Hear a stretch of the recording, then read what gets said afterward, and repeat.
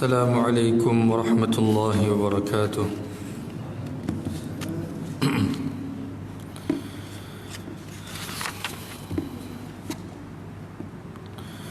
Alhamdulillahilladzi khalaqas samawati wal arda wa ja'ala adh-dhulumati wan nur thumma alladhina kafaru bi rabbihim ya'dilun.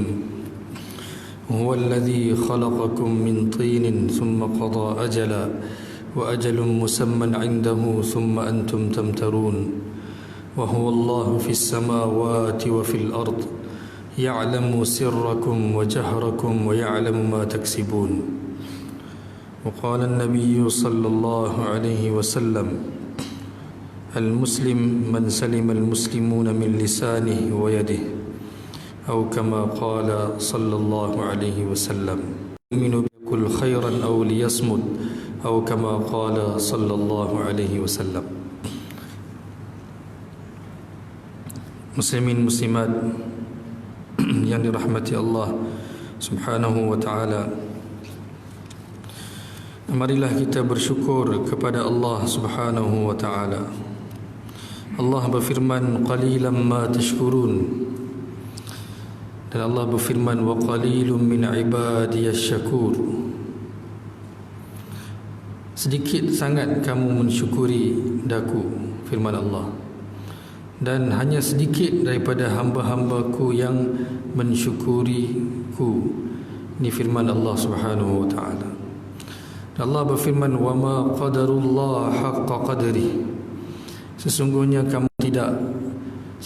mereka tidak menghargai Allah Subhanahu wa taala seperti mana Allah layak dihargai. Dan Allah berfirman, ma yaf'alullahu bi'adzabikum in syakartum wa amantum wa kana Allahu syakiran alima. Apa guna, apa perlu Allah azab kamu jika kamu bersyukur dan beriman kepada Allah Subhanahu wa taala. Oleh kerana itu, bersyukur adalah perkara yang amat penting yang kerap kita abaikan. Seorang yang tidak bersyukur kepada Allah Subhanahu wa taala, dia tidak akan mentaati perintah Allah Subhanahu wa taala. Orang yang bersyukur kepada Allah Subhanahu wa taala, dia akan mentaati segala perintah Allah Subhanahu wa taala dalam keadaan senang ataupun susah, sihat ataupun sakit. Dia tetap akan bersyukur kepada Allah, berterima kasih kepada Allah Subhanahu wa taala. Marilah kita banyak bersyukur kepada Allah Subhanahu wa taala. Bila mana Rasulullah sallallahu alaihi wasallam berdiri malam kan solat sampai bengkak kaki baginda sallallahu alaihi wasallam, ada satu ketika Aisyah radhiyallahu anha tanya Rasulullah, kan, bukankah Allah telah ampunkan dosamu ya Rasulullah? Tak ada dosa kan, sebab apa nak susah payah bangun malam menangis depan Allah Subhanahu wa taala? Maka Rasulullah sallallahu alaihi wasallam bersabda, maka tidakkah patut aku menjadi seorang hamba yang bersyukur kepada Allah? Atas keampunan pun tidakkah sepatutnya aku bersyukur kepada Allah Subhanahu wa taala atas keampunan tersebut yang Allah berikan kepadaku? Dalam setiap keadaan kita perlu bersyukur kepada Allah Subhanahu wa taala. Tidak ada sedikit pun, tidak ada satu situasi pun di mana yang kita boleh kata, ya Allah, hari ini saya tak nak syukur. Sebenarnya segala apa yang Allah berikan demi kebaikan, kitalah yang tidak memahami akan kebaikan tersebut. Sehingga kematian pun adalah anugerah Allah Subhanahu wa taala.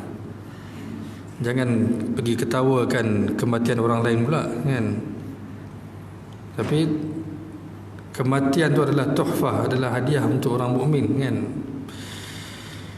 Kita sambung hadis babu man jaa fit tamaduh, bab berkenaan dengan saling memuji. حدثنا آدم قال حدثنا شعبة عن خالد عن عبد الرحمن بن أبي بكرة عن أبيه أن رجلا ذكر عند النبي صلى الله عليه وسلم فأثنى عليه رجل خيرا فقال النبي صلى الله عليه وسلم ويحك قطعت عنق صاحبك يقوله مرارا إن كان أحدكم مادحا لا محالة يقول أحسب كذا وكذا إن كان يرى أنه كذلك وحسيبه الله ولا يزكي على الله أحدا. Abdul Rahman ibnu Abu Bakrah, dia meriwayatkan daripada bapanya bahawasanya seorang lelaki telah disebut di sisi Nabi sallallahu alaihi wasallam, lalu seorang telah memuji tentang kebaikannya, maka Nabi sallallahu alaihi wasallam bersabda, waihak, engkau telah memutuskan leher sahabatmu. Nabi sallallahu alaihi wasallam mengucapnya berulang kali, sekiranya salah seorang antara kalian memuji tidak dapat tidak, maka sebutlah aku mengira begitu dan begini. Sekiranya dia berpendapat bahawa ianya memang sedemikian itu, dan Allah lah yang menghitung amalan, dan jangan ia menyucikan akan seseorang melebihi Allah subhanahu wa ta'ala. Waihak ini adalah kalimah reaksi yang disebut, maksudnya kebinasaan. Saling memuji, at-tamaduh. Adakah salah kita memuji orang lain? Tidak. Tapi dalam beberapa situasi akan menjadi salah. Kerana manusia ni sifat dia adalah sifat dia penuh dengan berlumba-lumba, dengki, membandingkan diri sendiri dengan orang lain, kan?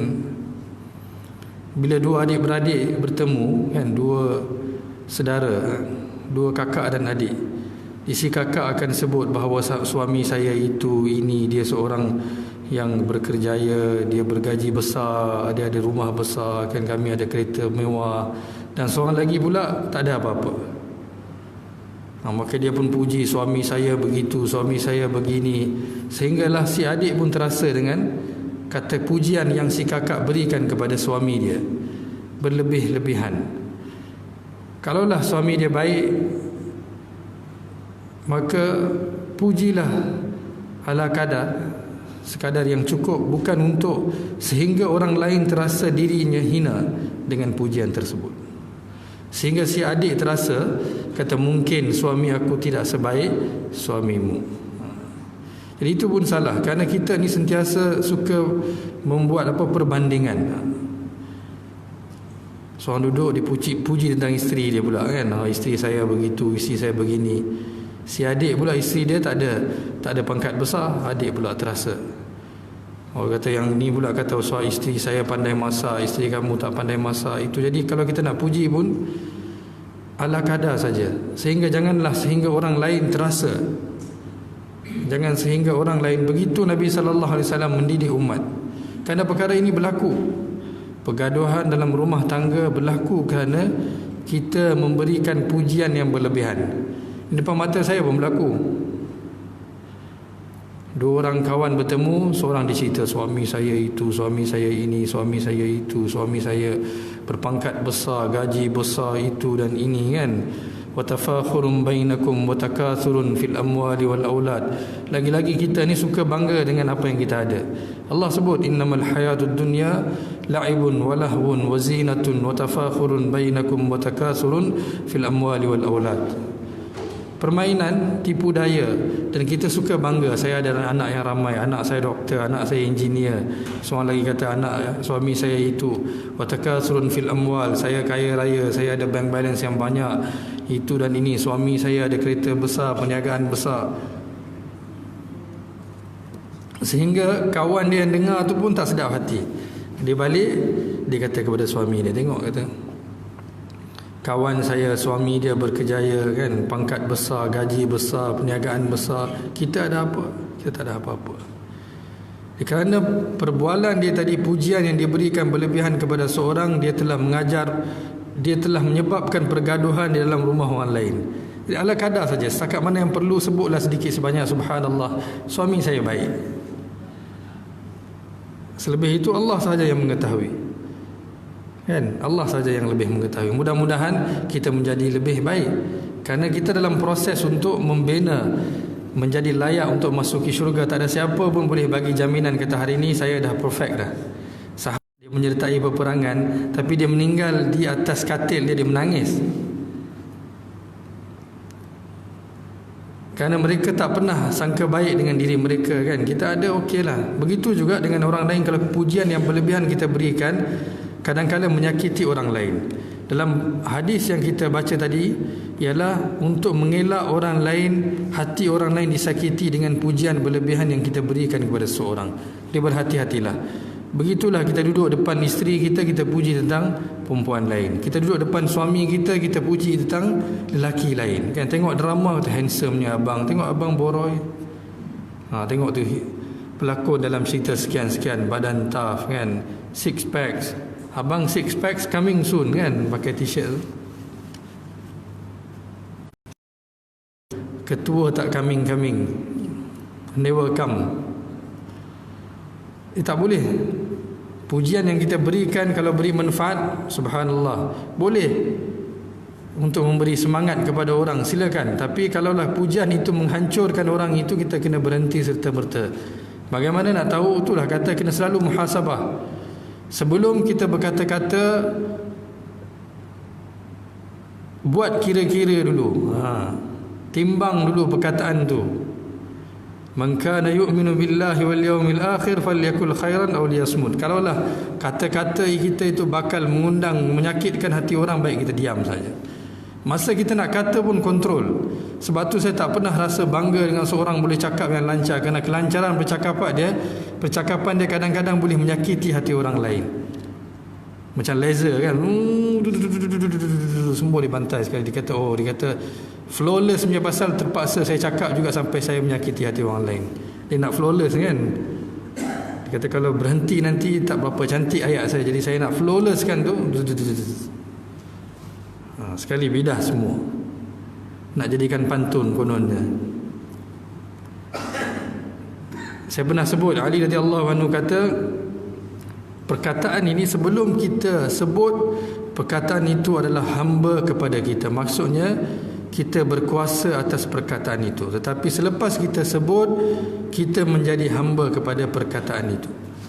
Berhati-hatilah dengan kata-kata.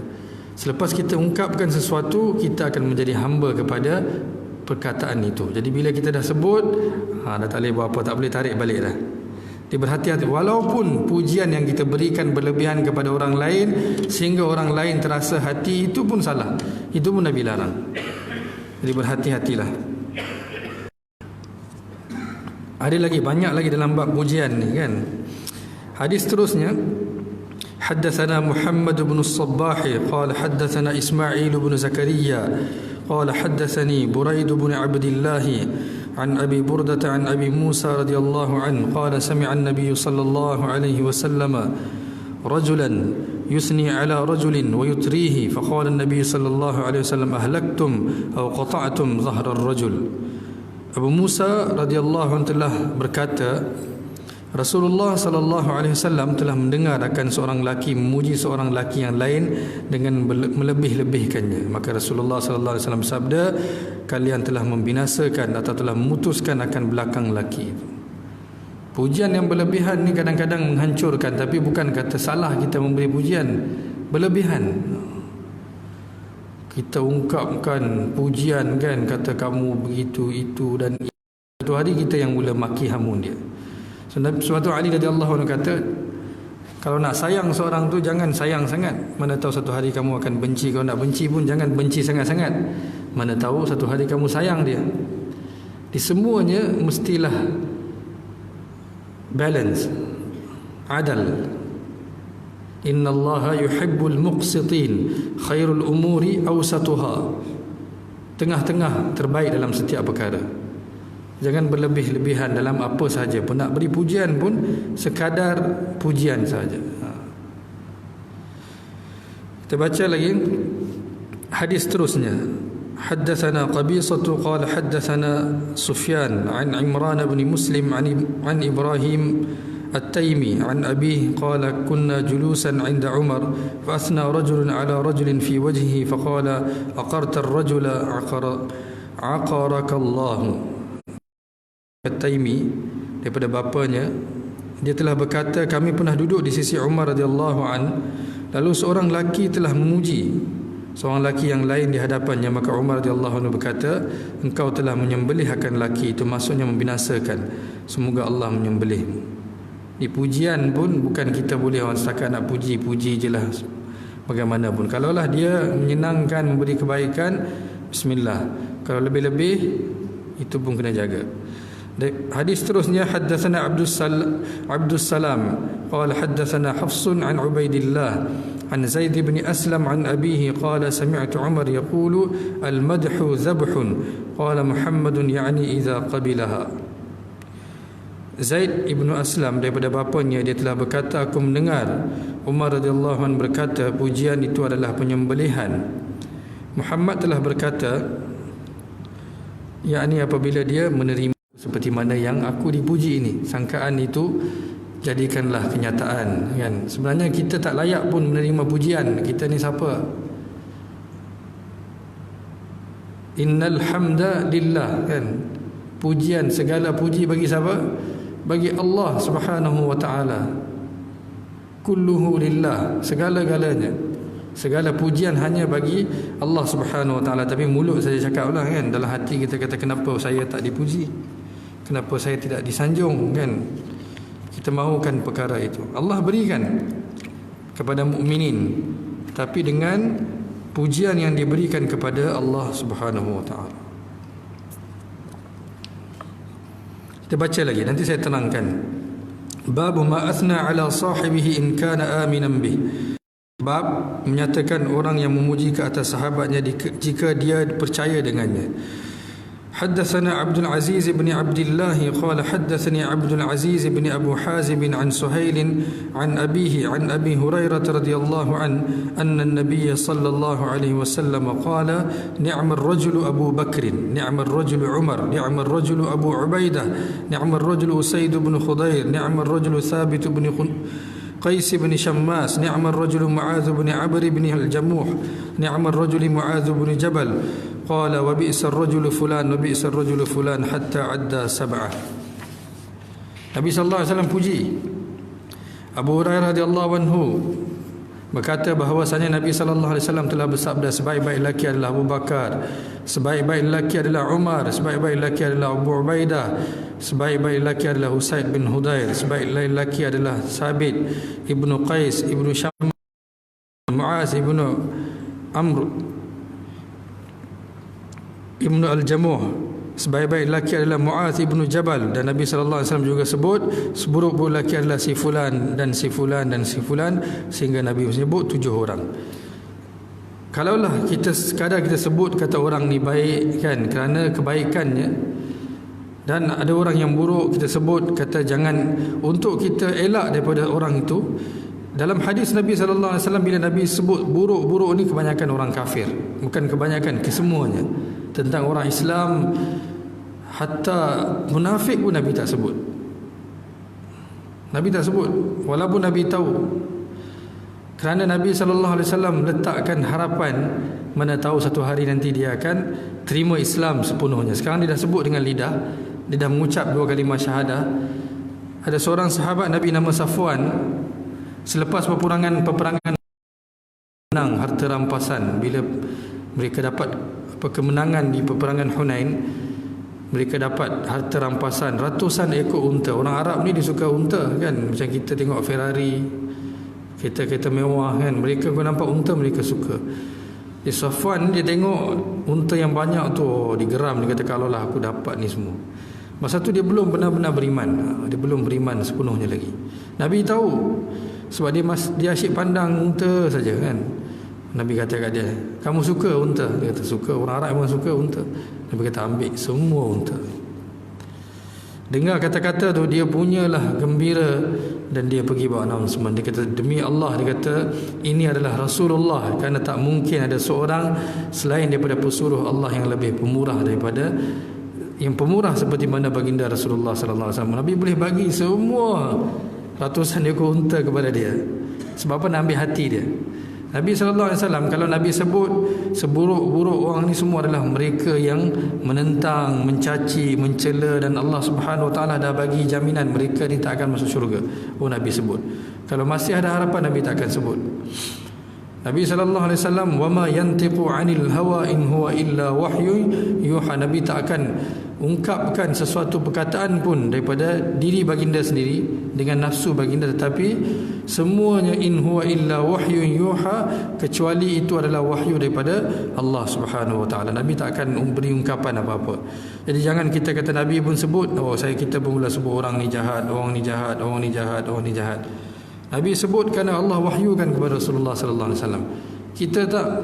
Kita wahyu pun tak, kita tak tahu diri kita di mana pun kita tak tahu lagi, apa kita nak cakap tentang orang lain kan. Tengok kita pun terlepas, kita pun tak dapat masuk syurga, mana tahu. Jangan, sebab tu kena bainal khauf kepada Allah Subhanahu wa taala dan harapan yang tinggi.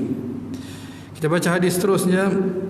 Haddatsana Ibrahim qala haddatsana Muhammad بن فليح قال حدثنا أبي عن عبد الله بن عبد الرحمن عن أبي يونس مولى عائشة أن عائشة رضي الله عنها قالت استأذن رجل على رسول الله صلى الله عليه وسلم فقال رسول الله بئس ابن العشيرة فلما دخل هش له وانبسط إليه فلما خرج الرجل استأذن آخر قال نعم ابن العشيرة فلما دخل لم ينبسط إليه كما انبسط إلى الآخر ولم يهش إليه كما هش للآخر فلما خرج قلت يا رسول الله قلت لفلان ما قلت ثم هششت إليه وقلت لفلان ما قلت ولم أرك صنعت مثله قال يا عائشة إن من شر الناس من.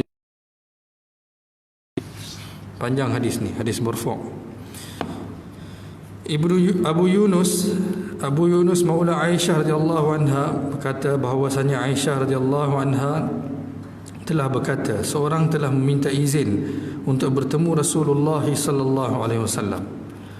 Maka Rasulullah sallallahu alaihi wasallam bersabda, seburuk-buruk orang dari kabilahnya. Nabi tahu Allah Subhanahu wa taala yang memberi ilham, bahkan wahyu kepada Rasulullah sallallahu alaihi wasallam. Namun tak kala dia masuk, baginda sallallahu alaihi wasallam menunjukkan rasa gembira dan menyambutnya dengan ceria. Maka setelah dia keluar, seorang yang lain meminta izin untuk menemui Rasulullah sallallahu alaihi wasallam. Maka Rasulullah sallallahu alaihi wasallam bersabda, sebaik-baik orang dari kabilahnya. Maka tak kala dia masuk, Rasulullah sallallahu alaihi wasallam tidak menyambutnya dengan ceria seperti mana tadi baginda menyambut orang. Aisyah radhiyallahu anha berkata, aku bertanya, ya Rasulullah, kau telah berkata kepada si fulan apa yang telah engkau katakan, kemudian engkau menyambutnya dengan gembira, dan juga engkau telah katakan kepada si fulan apa yang telah engkau katakan, namun aku tidak melihat engkau berbuat yang sama sepertinya. Rasulullah sallallahu alaihi wasallam menjawab, wahai Aisyah, sesungguhnya antara seburuk-buruk manusia adalah orang yang ditakuti kerana sifat kejinya.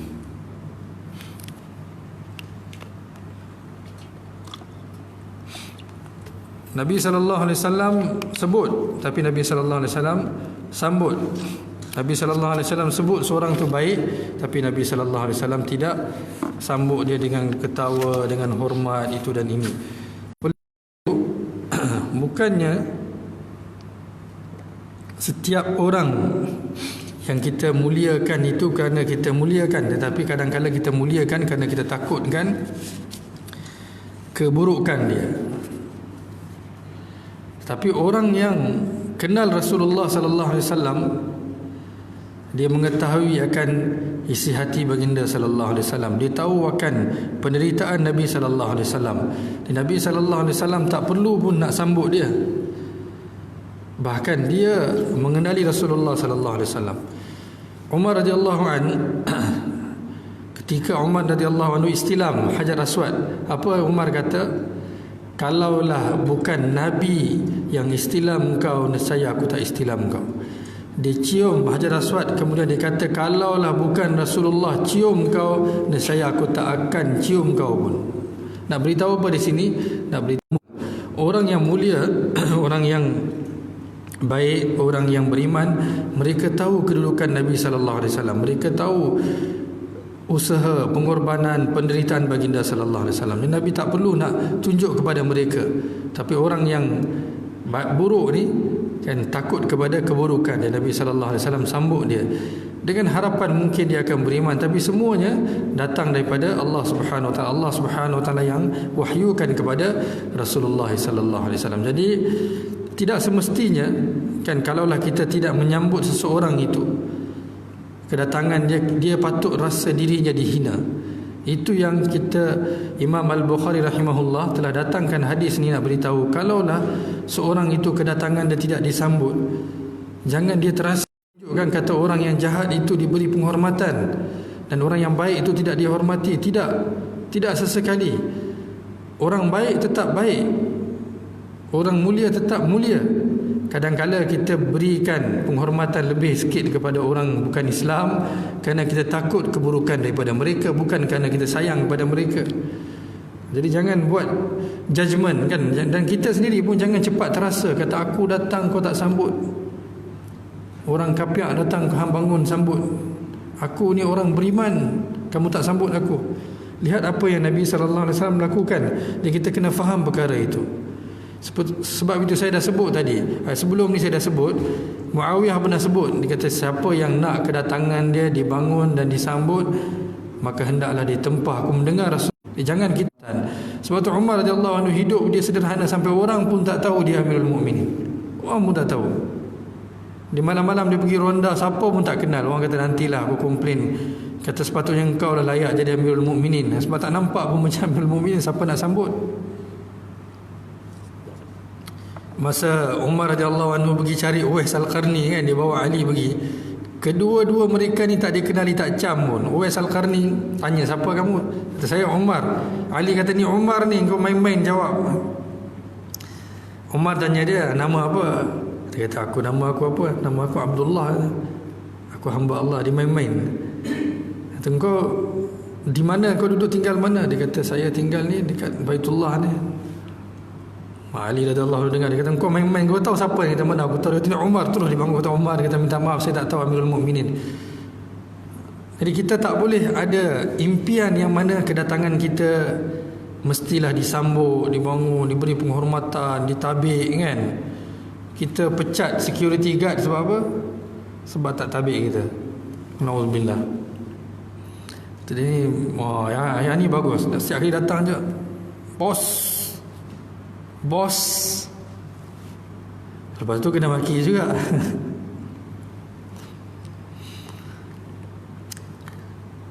Ada seorang mufti besar, dia lalu di highway di cerita. Dia sampai ke Toll Plaza kan. Sampai ke Toll Plaza, apa ni, yang jaga juru tol tu kata kat mufti ni bukan cerita di Malaysia, di luar negara. Dia kata minta Tuan Mufti berhenti tepi sekejap sebab Ketua Menteri nak lalu. Dia kata ya ke, okey, tak apalah, saya pun ke tepi lah. Dia ke tepi. Bila Ketua Menteri dah lalu, dia pergi jumpa Tuan Mufti. Dia kata Tuan Mufti boleh lalu, babi dah lalu lah. Tadi dia kata Ketua Menteri nak lalu, Tuan duduk tepi. Ini penghormatan yang kita rasa hebat sangat. Sebenarnya penghormatan tu lain kan. Ini bukan cerita kat Malaysia, ni kat luar negara. Penghormatan tu adalah yang kita keluar daripada hati kita sendiri. Tak semestinya kena sentiasa tabik kan. Tak ada ibu bapa yang kata ayah masuk je kau kena bangun tabik spring. Tak ada. Tapi adakah anak tu tak sayang ayah ataupun ayah tak sayang anak kan? Masing-masing saling menyayangi satu sama lain. Tapi tak perlu nak tunjuk. Jadi Nabi SAW buat kepada orang kafir Kerana Nabi sallallahu alaihi wasallam kata, kadang-kala kita kena takut keburukan dia, kejahatan dia. Untuk itu kita beri penghormatan. Kang jurutol tak bagi jalan, ketua menteri datang tu dia tembak semua, mati semua. Terpaksalah nak buat macam mana. Tak berhenti semua, bagi laluan dulu. Kan tak pasal-pasal aku mati, engkau mati, semua orang mati. Dan kita selamat daripada keburukan mereka. Muslim-muslimat rahmati Allah Subhanahu wa taala, perkara ini amat penting. Lagi-lagi di zaman kita ni yang masing-masing dahagakan pujian.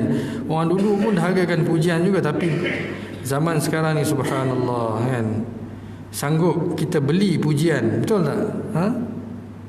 Pangkat pun kita nak beli kan, semua nak beli pujian. Kita sanggup bayar duit untuk dapat title, untuk dapat pujian. Kita kena belajar perkara ni semua. Tak guna pun kita beli pujian ni semua.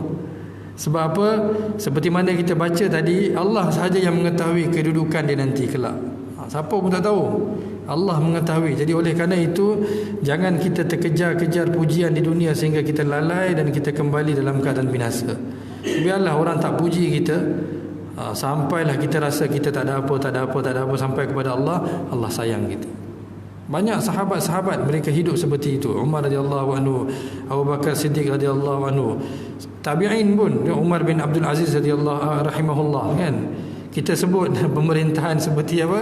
Umar bin Abdul Aziz. Tahu tak pemerintahan Umar bin Abdul Aziz apa? Siapa yang baca, yang tahu sejarah pemerintahan Umar bin Abdul Aziz, dia tak akan sesekali sebut kata aku nak memerintah seperti Umar.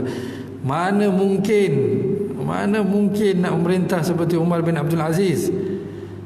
Khutbah pertama dia kata apa?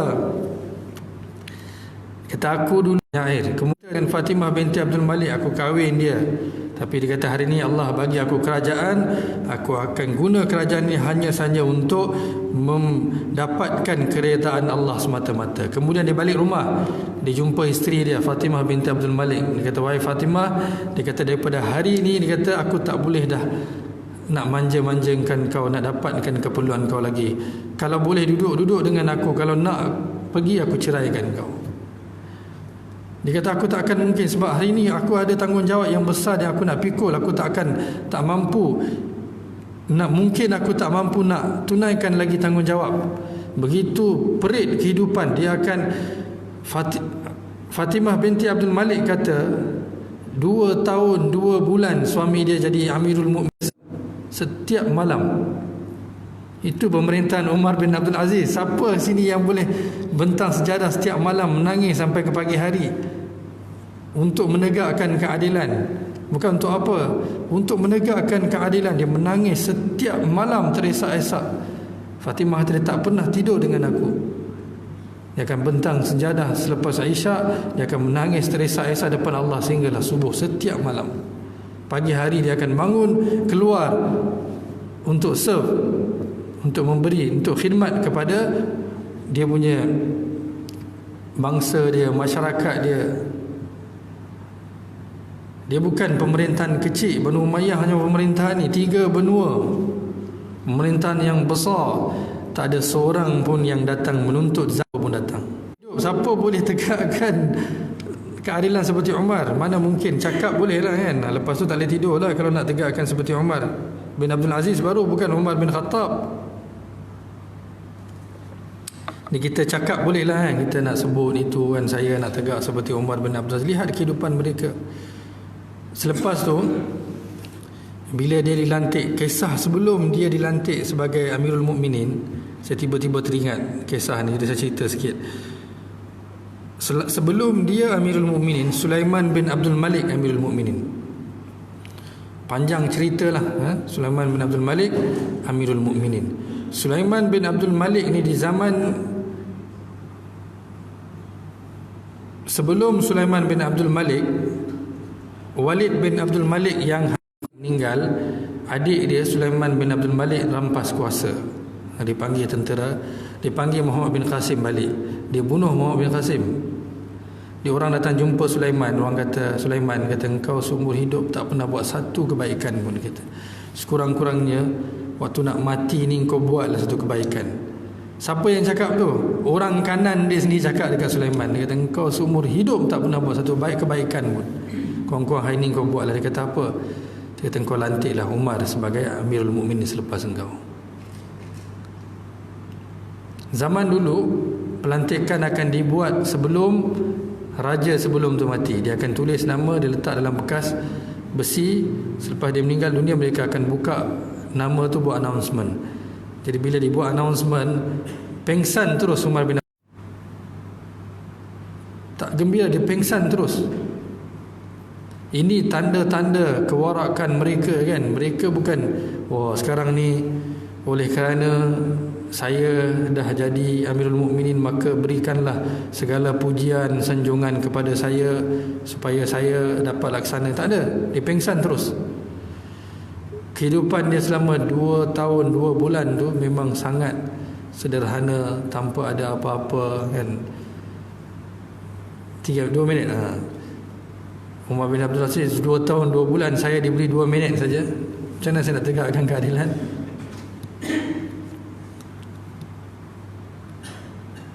Hari pertama dia jumpa isteri dia, dia ambil semua emas isteri dia masukkan dalam Baitul Mal. Nak tahu macam mana Umar tegakkan keadilan? Ini cara pertama dia buat.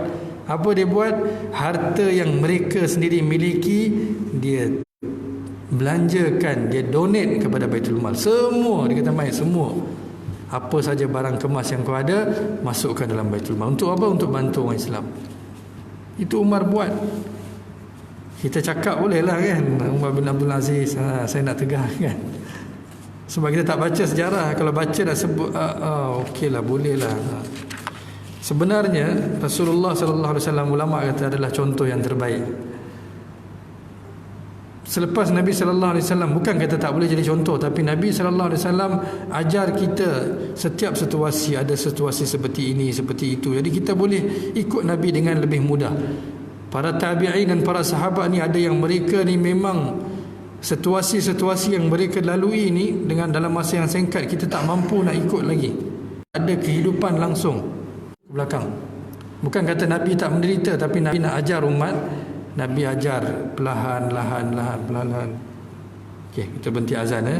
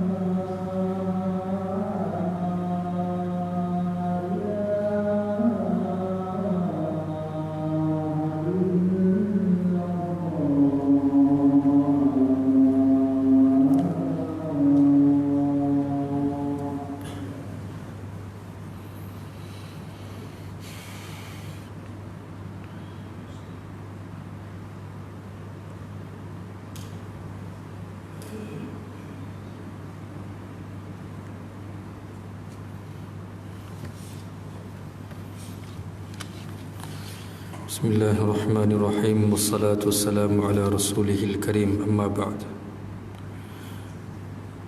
Hadirin hadirat yang dirahmati Allah Subhanahu wa taala.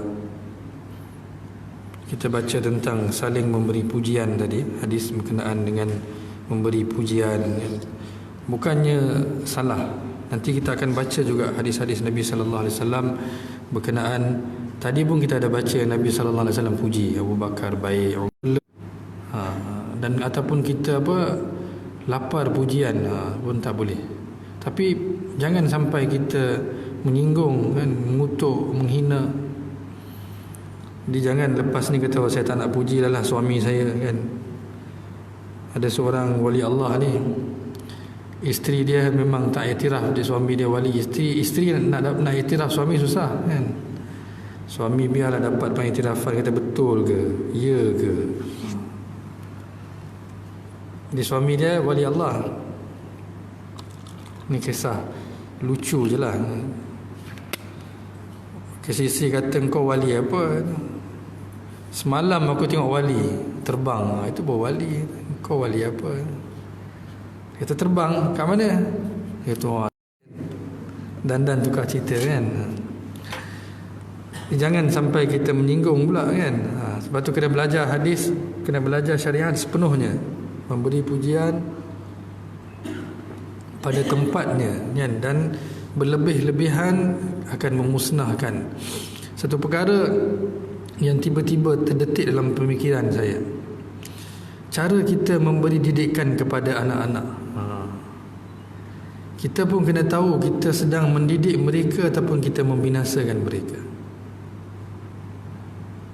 Awards ni semua ni bagus kadang-kadang, tapi yang kita duk show off dulu kan, budak tu binasa. Dia take for granted. Dia kata I'm the best, saya dah have achieved semua apa yang sepatutnya. Ayah pun orang tak kenal, tapi orang kenal saya. Saya ingat lagi kata-kata ayah saya dulu. Ayah saya bawa saya naik motor sekali tu, saya ingat lagi situasi semua dengan jelas. Motor ayah saya kata kepada saya, kalau nak jadi famous baik jadi penyanyi. Jangan dengan Quran ni kau cari populariti. Nak jadi famous baik jadi penyanyi. Jadilah penyanyi famous, tapi jangan cari populariti dengan bacaan Quran yang merdu dengan ni, kerana musnah nanti kehidupan. Tapi kita didikan yang kita berikan, mungkin bapa saya strict, very very strict. Ayah saya datang, sebab tu saya tak pernah bertanding sampai ke hari ni.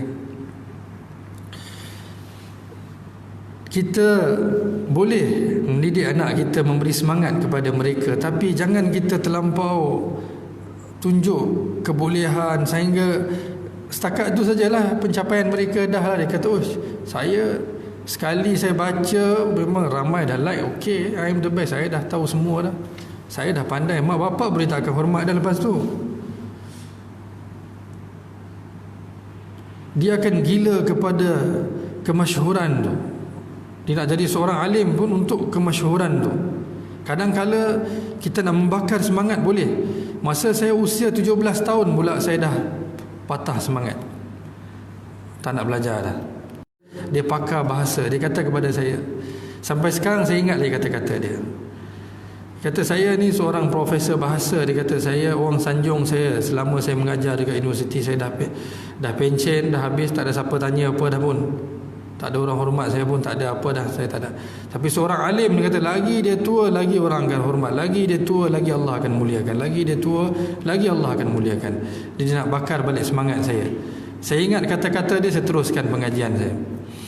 Kadang-kadang akan datang dalam hidup kita masa yang kita akan patah semangat. Jadi nak membakar semangat boleh, tapi jangan awal-awal kita beritahu anak kau ni memang sepatutnya kau lah Imam Mahdi, tapi nak buat macam mana nama lain. Sampai dia punya sangka baik dengan diri dia begitu tinggi sekali. Jadi kita kena hati-hati dalam kita nak mendidik mereka. Jangan kita promote mereka sehingga mereka lupa daratan, yang tak ingat apa-apa dah. Last kali ibu bapa pun orang tak hormat lagi. Kata ayah bukan terkenal, orang datang nak jumpa saya kan, ayah ni menyebuk je. Boleh jadi muslim-muslimat, boleh jadi kalau didikan yang kita berikan itu salah. Kita kena ajar mereka, kata kamu ni tak ada apa-apa. Kedudukan kamu di depan seorang pakcik yang solat di depan, yang telah bertungkus lumus, yang telah habiskan umur dia susah payah membesarkan anak cucu, jaga isteri dia, kamu kerdil saja. Kita kena didik mereka seperti itu. Tetapi kalau kamu berusaha sedaya upaya, kamu berusaha sungguh-sungguh, belajar sungguh-sungguh, mungkin Allah akan berikan kamu kedudukan yang tinggi di akhirat kelak. Di dunia lagi kita dah ajar mereka untuk tidak menghormati dengan perantaraan apa? Ilmu mereka. Sebab tu Nabi kata beberapa golongan yang pertama sekali akan masuk syurga, masuk neraka, bukan syurga. Pertama sekali siapa? Orang alim. Orang alim. Allah akan panggil golongan orang alim. Allah kata, apa engkau buat dulu? Dia kata, ya Allah, demi kemuliaan-Mu aku mencari ilmu supaya aku dapat sebarkan ilmu kamu. Allah kata, dusta. Kamu belajar ilmu Allah supaya orang muliakan kamu sebagai orang alim, maka Allah akan humbankan dia masuk dalam api neraka. Dia golongan pertama. Golongan pertama. Golongan kedua siapa? Yang banyak bagi sedekah. Allah kata mai sini, kata apa kau buat? Ya Allah, kau berikan kami harta, kami telah belanjakan harta atas nama Allah. Dusta. Kamu belanja supaya orang kenal kamu dengan dermawan, mereka juga akan dihumbankan masuk dalam api neraka. Golongan ketiga, syuhada. Syuhada, mati syahid. Apa kau buat? Kata, ya Allah, kami telah gunakan kebolehan, kesihatan, kekuatan kami telah berjihad di jalan-Mu, berjuang di jalan Allah. Dusta. Kamu buat semata-mata supaya kamu dikenal sebagai pahlawan, masukkan dalam api neraka. Ini bukan satu ujian yang mudah, lebih kurang okey, tak apa. Dia mudah-mudah, tapi bila niat kita salah dan kita buat kerana matlamat kita salah, maka semuanya akan musnah binasa. Jadi dalam mendidik anak, berhati-hatilah, kerana kita yang bakal memusnahkan mereka sebenarnya. Nabi sebut, ibu bapa yang musnahkan anak mereka. Kita nak didik mereka, didik dengan baik. Beritahu mereka, kamu tak ada apa-apa, belajarlah. Beri semangat, tahniah. Tapi tak cukup lagi. Bukan sekadar ini, kamu kena capai lagi. Kamu kena buat lebih baik. Kamu kena jadi seorang yang sangat baik. Itu yang penting, jadi seorang yang baik. Orang yang baik ni bukan boleh jadi di universiti, di madrasah, di ma'had, di institusi. Dia perlu didikan seumur hidup. Biar dia susah, dia sakit, dia senang, last sekali dia akan hasil jadi seorang yang baik, yang layak masuk syurga. Nak jadi orang baik yang susah. Nak jadi orang pandai, intelijen ni senang. Last sekali jalan pun kepala ke atas, tak nampak ada daratan. Wala tamshi fil ardi maraha. Allah kata, jangan sombong sangat. Jalan pun ada orang kat depan. Oh ya ke? Kenapa kau depan? Pergi tepi. Saya dah tak nampak awak. Lagi-lagi kita sembang pasal kereta terbang pula. Yang kereta jalan atas jalan raya berderet kereta. Saya pun tak tahu kereta GTR tu kereta apa, tapi driver Uber bagi tahu saya tak kenal kereta. Tak kenal sangat-sangat lah. Dia kata, combo ramai-ramai, accident. Macam mana tak accident? Mana nampak jalan dah? I'm the best. Dia laju. Macam mana tak accident? Dah tak nampak apa dah bawah kan, macam tu. Kalau buat kereta terbang apa jadi?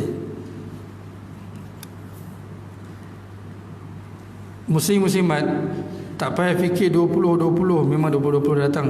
Hari ni pun kita boleh buat kereta terbang, tapi nak terbangkan macam mana, dekat mana, itu soalan dia. Kereta terbang tak ada masalah kan, it's not a big deal. Nak ada kereta terbang, kapal terbang, penumpang ratusan orang, kereta nak bawa 2 orang saja, terbang lah. Apa susah kan? Pergi kat runway, tekan laju-laju. Nak terbang tak ada masalah. Terbang dekat mana? Bolehlah saya pergi duduk kat planet, lepas tu saya buat kereta terbang. Seminggu sekali balik kampung Kuala Lumpur. Tinggal mana? Saya kat planet. Kereta terbang tak ada masalah, anytime boleh buat, memang dah ada dah pun kan. Tapi nak terbang kat mana tu? Jalan pun tak boleh, tak betul lagi nak terbang. Ni muslim-muslimat, kita kena belajar perkara ni semua. Dan hadis-hadis kita belajar ni semua, jangan anggap perkara kecil. Nabi dah sampaikan kepada kita cara kita nak mendiri, nak puji sekadar yang perlu saja, nak beri syabas sekadar yang perlu. Jangan sampai orang tu dah kata sekarang saya dah perfect dah. Satu Nabi larang, jangan puji berlebih-lebihan. Itulah kita bacakan tadi. Sampai situ saja. Dah ramai tunggu solat Isyak. Subhanallah bihamdih. Saya selalu sebut kan, subuh pun dah dekat. Subhanallah bihamdih. Subhanakallahumma bihamdika nasyhadu an la ilaha illa anta nastaghfiruka wa natubu ilaik. A'udzu billahi minasyaitonir rajim. Bismillahirrahmanirrahim. Al-'asri innal insana lafi khusr illal ladzina amanu wa 'amilus solihati wa tawassaw bil haqqi wa tawassaw bis sabr. Wassalamu alaikum warahmatullahi wabarakatuh.